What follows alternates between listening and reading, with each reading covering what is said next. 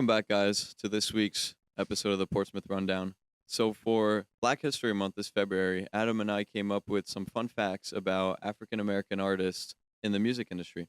So why don't you start us off, Adam? Throughout 50 Cent's lyrics, he suggests that he supports the use of drugs and alcohol, but really he doesn't. He abstains from them. Is that so? That is so.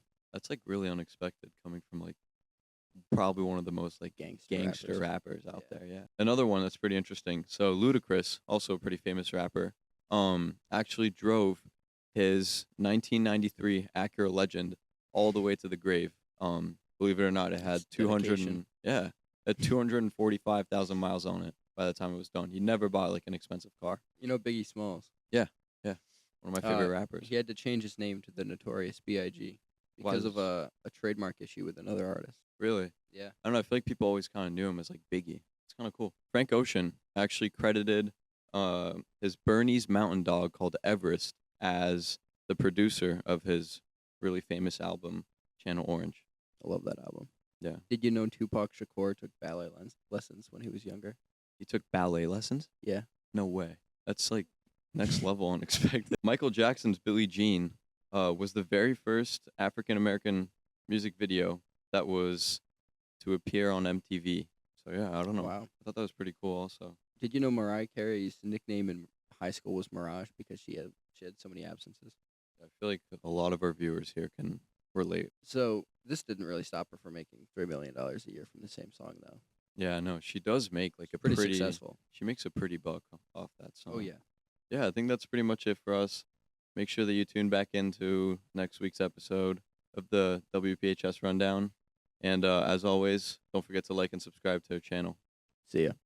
Hey, what's up, guys? I'm Trevor. And I'm Connor. And on today's episode of the Patriot Rundown, we will be highlighting an African American athlete who has really made an impact across the NHL community and for African American athletes. Connor, tell us more. Thank you, Trev.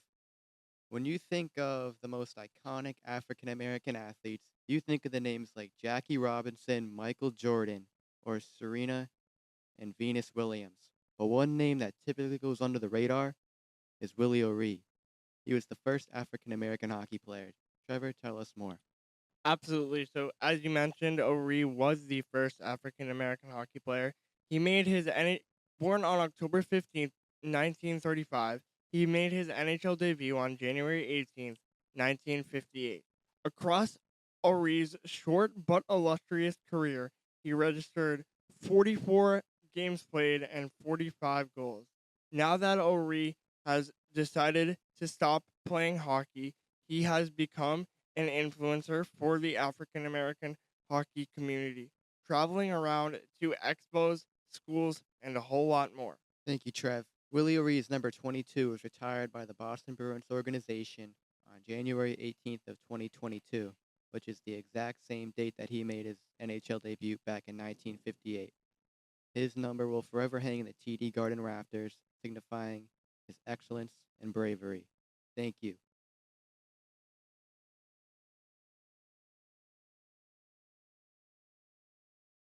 Alright, what's your name? I'm James Beatrice. What classes do you think should be implemented instead of the ones that are today? Well, I think we offer this, but I think it should be probably mandatory for everybody is personal finance. And I just think that's probably in high school the most important thing for especially seniors to take, and probably should be an absolute class that everyone had to take at least for a semester. Awesome. Go. I'm here with, Miss Abbott. and we were wondering what classes do you think should be implemented in schools instead of the ones that are today? Well, I think one class that I think should definitely be implemented into schools is an issues or an ethics in science, and having a conversation-based course. We're actually starting it up at Portsmouth. This is the second year running it, and it's part of the new bioscience pathway. And it's just helping people become better science citizens and know about what politicians are saying about science and what people are saying about science. Cool. Thank you. We appreciate Welcome. Your name? Mrs. Zell? What classes do you think should be implemented instead of the ones that are today? Public speaking. Why so? because I think it's a skill that students will need as they approach their future in any career choice that they have. All right, great. Thank you. I'm here with today. Mrs. Patterson. And what classes do you think should be implemented in schools instead of the ones that are today? I think we should have more hands-on classes. Like, you don't need a whole semester of touch typing, but people should learn how to type.